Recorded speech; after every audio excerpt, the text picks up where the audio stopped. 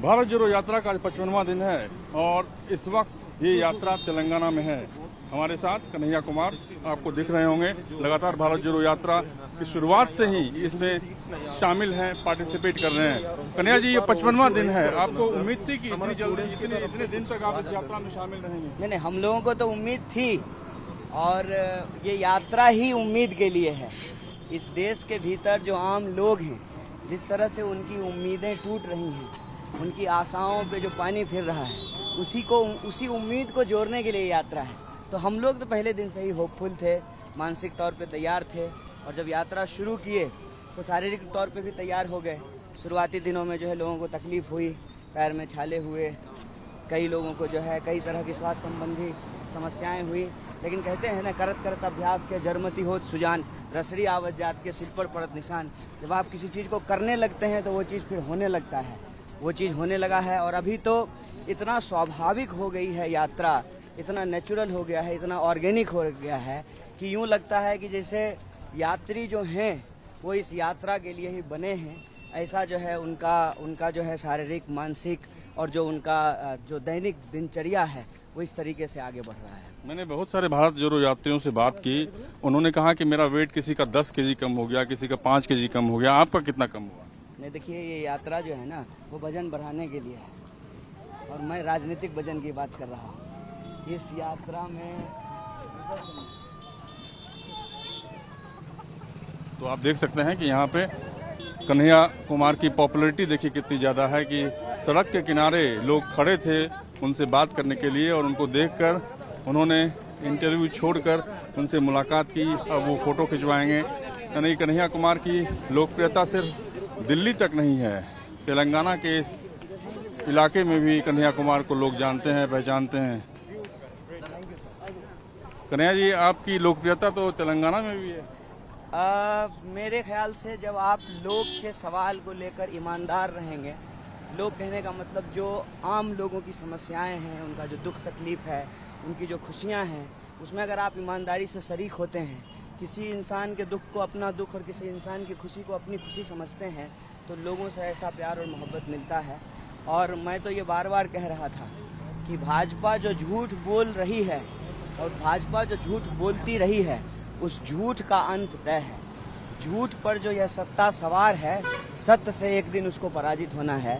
और ये पूरी की पूरी यात्रा इसी बात का संघर्ष है। मैंने पहले दिन भी कहा होगा, शायद आपने उसको नोट किया हो, कि ये यात्रा दो तरह की सोच के बीच में है। ये यात्रा सत्य और सत्ता के बीच में संघर्ष है। ये यात्रा गांधी और गोडसे के बीच में संघर्ष है। तो लोगों का जो मोहब्बत है, लोगों का जो प्यार। अरे सर, चलिए, थैंक यू। यानी कि फिर देखिए कन्हैया कुमार को रोक के सेल्फी ले रहे हैं लोग और वो इस बात का एहसास करा रहे हैं कि वो उन्हें जानते हैं, वो यहाँ के रहने वाले हैं, इसीलिए उनकी लोकप्रियता है। तो मैं ये कह रहा की बात कर रहे थे। हाँ, मैं ये कह रहा था कि शारीरिक वजन भले लोगों का घट गया हो, लेकिन विचारधारा का वजन, उनका जो राजनीतिक वजन है, उसमें जो है इजाफा हुआ है, मेरा ये मानना है। तो मैं इस यात्रा को वजन घटाने वाला नहीं, वजन बढ़ाने वाला यात्रा के रूप में देखता हूँ। सर,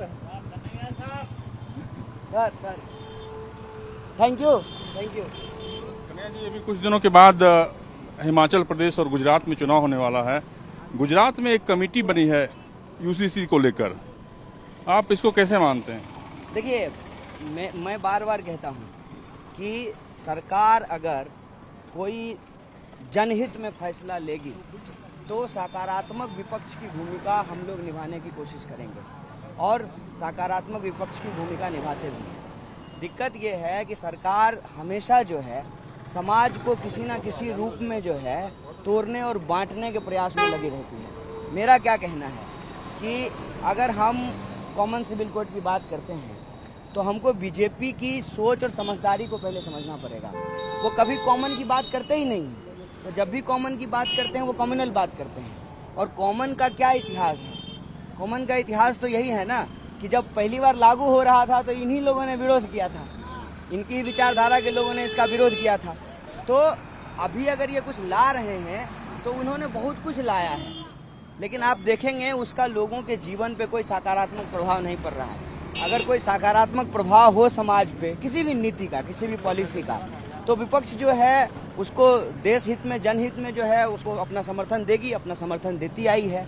कई ऐसे मामले आपने देखे होंगे इस देश के राजनीतिक इतिहास में जहां पक्ष और विपक्ष की एकता जो है वो मिट जाती है। बीजेपी इस परिपाटी को लगातार खत्म कर रही है। आप देख रहे हैं पार्लियामेंट की हालत क्या है, उसके सेशंस रेगुलर नहीं होते हैं, सकारात्मक चीज़ों पे मुद्दा नहीं जो है बहस नहीं होता है मुद्दों पर, तो वो तो पूरा का पूरा पार्लियामेंट्री सिस्टम को ही समाप्त कर रहे हैं। आप देख लीजिए ना, पार्लियामेंट चलते रहता है, प्रधानमंत्री जी जो है विदेश के दौरे पे घूमते रहते हैं, वो जो है पार्लियामेंट का सेशन अटेंड नहीं करते हैं। तो मेरा मानना है कि बीजेपी इस देश में लोकतंत्र का, लोकतांत्रिक प्रक्रिया का और जन भावनाओं का इस्तेमाल सिर्फ और सिर्फ अपनी कुर्सी के लिए करती है। और कुर्सी पे बैठने के बाद जो वादे उन्होंने किए हैं, जैसे अगर आप वादे की बात करते हैं, 15 लाख तो लोगों के खाते में नहीं पहुंचा, हर साल 2 करोड़ नौकरी पैदा नहीं हुई, महंगाई कम नहीं हुआ, उल्टे बेरोजगारी जो है 45 साल में सबसे ज़्यादा हो गई, रुपया जो है ऐतिहासिक रूप से डॉलर के मुकाबले सबसे कमज़ोर हो गया है, भुखमरी में हम लगातार नीचे जा रहे हैं, लोगों को खाने के लिए अनाज नहीं मिल रहा है। कोरोना के दौरान जो है हमने अस्पतालों की हालत देखी, कोई ऐसा इंसान नहीं होगा जिसने किसी ना किसी अपने जानने वाले को इस पेंडेमिक में ना खोया हो। तो इतने सारे जो फेलियर हैं, उस फेलियर पे सरकार बात नहीं करना चाहती है और इधर उधर की तमाम तरह की बातें करती हैं। तो चुनाव है, तो चुनाव में जब आपने अपने किए हुए वादों को पूरा नहीं किया है, आपने जो है लोगों को रोजगार नहीं दिया, आप जो है भ्रष्टाचार पे अंकुश नहीं लगाए, आपने गरीबी नहीं कम की, आपने किसानों की आमदनी दोगुनी नहीं की, तो अपने फेलियर को छुपाने के लिए कुछ ना कुछ करेगी। अब एक बार मसौदा आ जाए, मसौदा में सरकार क्या कह रही है, मसौदा तो जो है वो सीए का भी लेकर गया है, क्या हुआ? तो मेरा कहना है कि बीजेपी जब कॉमन बोलती है ना, तो उसका कॉमन से कोई लेना देना नहीं होता है, उसका एजेंडा जो है वो कम्युनल होता है। हमारा तो यही अनुभव है। हिमाचल प्रदेश में भी कमेटी बनी थी चुनाव के दौरान, चुनाव से पहले, और गुजरात चुनाव से पहले यहाँ पे भी कमेटी बनी थी। आपको लगता है कि बीजेपी भी अभी एक मत नहीं है, एक राय नहीं बना पाई यूनिफॉर्म सिविल कोड को लेकर?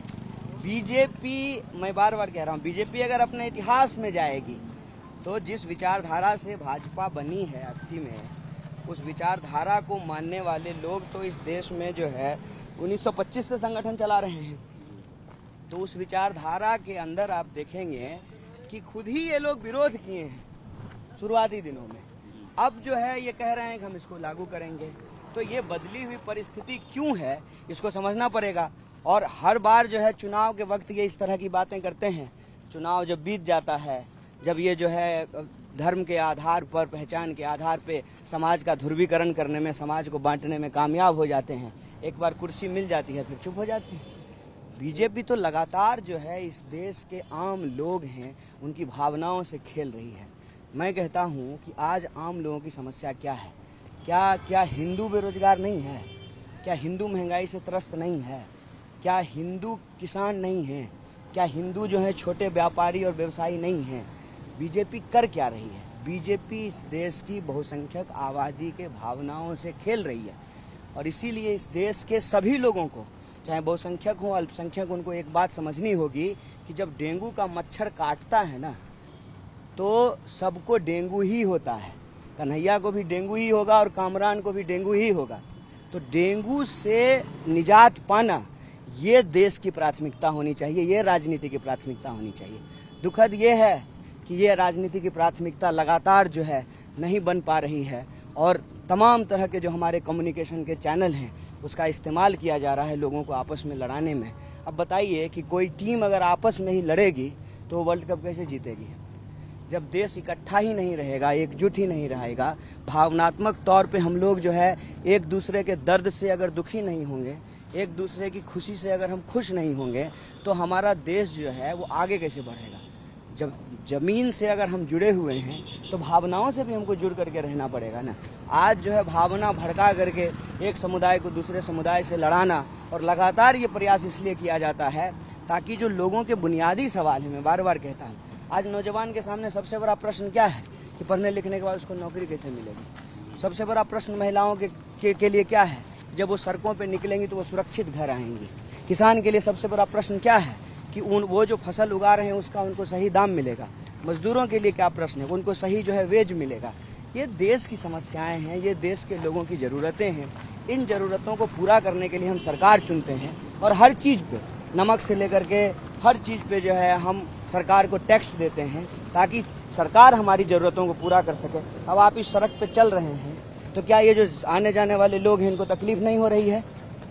तो इस पे अगर नहीं बात होगी राजनीति में और इधर उधर की हवाई बातें होंगी, उससे क्या होगा? उससे जो है देश और समाज कमज़ोर होगा।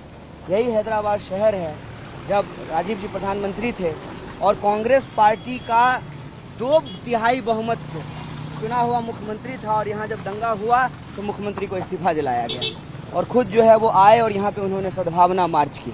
आज यहाँ क्या किया जा रहा है? आज यहाँ पे पूरी तरह से सूडो बॉक्सिंग की जाती है। कोई जो है इस धर्म को बचाने का दावा ठोकेगा, कोई उस धर्म को बचाने का दावा ठोकेगा, समाज का ध्रुवीकरण करेगा। और समाज ये देख चुका है कि हिंदू महासभा और मुस्लिम लीग आपस में अलायंस करके सरकार इस देश में बनाई है। एक बार इस देश ने बंटवारे के दर्द को झेला है। इसीलिए भारत जोड़ो यात्रा का सबसे बड़ा लक्ष्य ये है कि हमारी समस्या है बेरोजगारी, हमारी समस्या है महंगाई, हमारी समस्या है रुपये का लगातार गिरता हुआ मूल्य, हमारी समस्या है लोगों को खाना नहीं मिलना, हमारी समस्या है जो संविदा कर्मी हैं, कॉन्ट्रैक्ट पे करने वाले लोग हैं, उनको पक्की नौकरी। इन समस्याओं को लेकर के हम संघर्ष करेंगे और समाज को बांट करके, आपस में लड़ा करके, अंग्रेजों की तरफ फूट डालो राज करो की नीति अपना करके, देश को कमज़ोर करके, इसकी संपत्ति को लूट करके अपने दोस्तों को दुनिया का सबसे जो धनी बनाने का साजिश चल रहा है उसको एक्सपोज करेंगे। आप अभी हैदराबाद में हैं। हैदराबाद का ये इलाका जहाँ आप चार मीनार भी जाएंगे शाम में, वो इलाका, वहाँ से सांसद असदुद्दीन ओवैसी हैं। उनको, उनकी राजनीति को किस तरीके से आप देखते हैं? मैं तो बोल चुका आपको, इस देश में कोई भी राजनीतिक दल, कोई भी राजनीतिक व्यक्ति अगर इस तरह की भाषा का इस्तेमाल करता है, मेरे लोग, मैं कहता हूँ ये खतरनाक है। हमको बोलना चाहिए हमारे लोग, हमारे में मैं भी, तुम भी, हम सब शामिल हों। हमको ऐसी भाषा का इस्तेमाल करना चाहिए।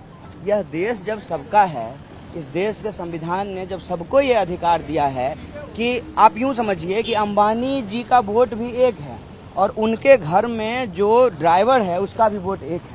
इतना बड़ा जो अधिकार इस देश के संविधान ने हमको दिया है, उस अधिकार को अगर हमको सुरक्षित रखना है तो हमको अधिकार की भाषा में भी सबकी शब्दावली का हमको इस्तेमाल करना पड़ेगा।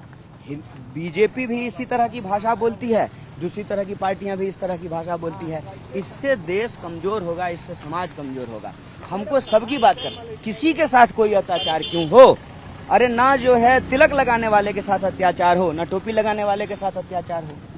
हमको तो इस तरह के जो है राष्ट्र निर्माण में अपनी भूमिका निभानी होगी ना, तभी तो राष्ट्र मजबूत रहेगा। तभी तो जो है जब हम सभी लोगों के लिए रोजी रोटी, कपड़ा, मकान, शिक्षा, स्वास्थ्य, सड़क, बिजली, पानी की व्यवस्था करेंगे, सबके आत्मसम्मान की बात करेंगे, तभी तो जो है हमारा दावा होगा कि हाँ अब सचमुच जो है हम विश्व को कोई रास्ता दिखा रहे हैं और जो हमारी एक जो है गौरवशाली परंपरा रही है भारत की, हम उसको पुनर्स्थापित कर पा रहे हैं।